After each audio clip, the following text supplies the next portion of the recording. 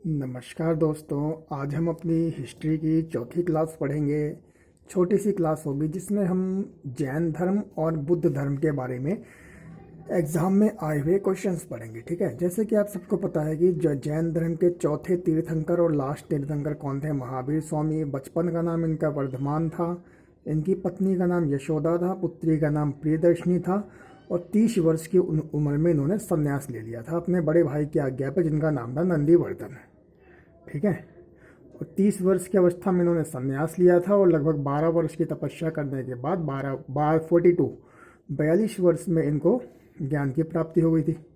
इनके जो प्रथम अनुयायी थे, ये इनकी पुत्री जो थी प्रियदर्शनी, उनके पति मतलब इनके प्रथम अनुयायी, इनके प्रथम शिष्य, इनके दामाद जो थे वो जामिल थे। इन्होंने अपना उपदेश प्राकृत भाषा में दिया था, जिसको अध्यमागधी भाषा कहा जाता है, मतलब आधी मगधी। ठीक है, और इनके जो शिष्य थे, इनको इन्होंने 11 गणधरों में बांट दिया था। 11 इनके डिविजन्स कर दिए थे। ठीक, और जो इनके शिष्य थे आर्य सुधर्मा, ये इसके मुख्य उपदेशक थे बौद्ध जैन धर्म के। ठीक है, और जैन धर्म फिर 2 पार्ट में बट गया था। श्वेतांबर, जिसके गुरु थे स्थूलभद्र, और एक था दिगंबर, जिसके गुरु थे हमारे भद्रबाहु।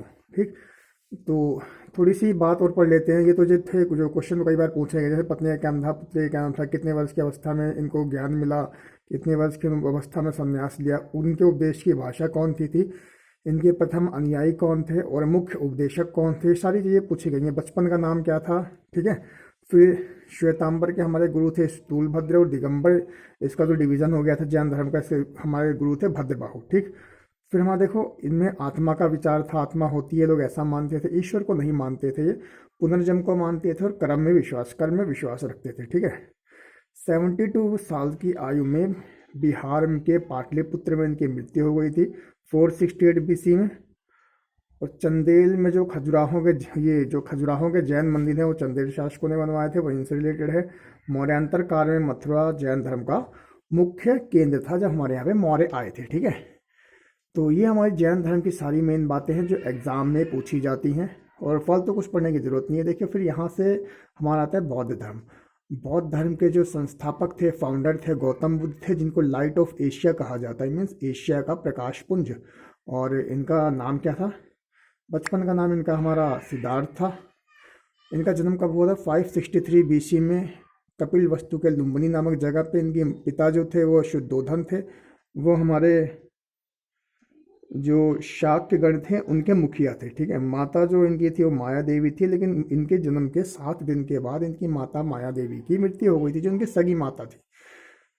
फिर इनका लालन पालन इनकी सौतेली माता गौतमी ने किया, और 16 वर्ष की आयु में इनका यशोधरा के साथ विवाह कर दिया गया था। इसका गौतम बुद्ध का, इनका नाम सिद्धार्थ था। इनका एक पुत्र हुआ जिसका नाम हुआ राहुल। संन्यास इनको 29 वर्ष की अवस्था में इन्होंने संन्यास ले लिया, और लगभग 6 साल तपस्या करने के बाद 35 वर्ष में बोध गया में इनको ज्ञान की प्राप्ति हुई। ठीक है, और देखो यहाँ पे इन्होंने प्राकृत भाषा में अपने वो दिए थे उपदेश। किसने? जैन ने। और ये गौतम बुद्ध ने किस में दिए थे? पाली भाषा में अपने उपदेश दिए थे। और सबसे पहला उपदेश इन्होंने अपना सारनाथ में दिया था। सबसे ज़्यादा उपदेश इन्होंने श्रावस्ती, जो कौशल प्रदेश की राजधानी थी उस टाइम, वहाँ दिए। और इनकी मृत्यु जो 80 वर्ष में हो गई थी 483 BC में, जिसको महापरिनिर्वाण कहा जाता है ये बौद्ध धर्म के अनुसार। ठीक है, और कहाँ हुई थी? 483 BC में कुशीनगर उत्तर प्रदेश में हो गई थी। इनके 3 चेले हुए, बिंबिसार, प्रसेनजित और उदयन। और ये कहा जाता है कि जब इनकी मृत्यु हुई 80 वर्ष की अवस्था में, तो इनकी बॉडी के जो अवशेष थे, इनके शरीर के जो अवशेष थे, उससे 8 स्तूपों का निर्माण करवाया गया। जो अभी भी बौद्ध धर्म में 8 स्तूप हैं, वो बहुत फेमस है। और इसी के साथ दोस्तों हमारा जैन धर्म और बौद्ध धर्म से रिलेटेड कुछ इंपॉर्टेंट पॉइंट्स थे, ख़त्म हुए। और देखते रहिए, नेक्स्ट वीडियो में हम पढ़ते हैं और धर्मों के बारे में। जो क्वेश्चन मैं बार बार बोलता हूँ, जो क्वेश्चन एग्जाम में आते हैं हम लोग सिर्फ वही कर रहे हैं। इसमें ये सिर्फ सारा इंपॉर्टेंट है, इसमें ऐसा कुछ नहीं है कि इसमें से कुछ इंपॉर्टेंट है कुछ नहीं है। ये सारे क्वेश्चंस एग्जाम में आए हुए हैं, मैंने इसको एक कहानी वाइज अरेंज किया है। इसलिए हमारे चैनल को लाइक कीजिए, सब्सक्राइब कीजिए और शेयर कीजिए। धन्यवाद।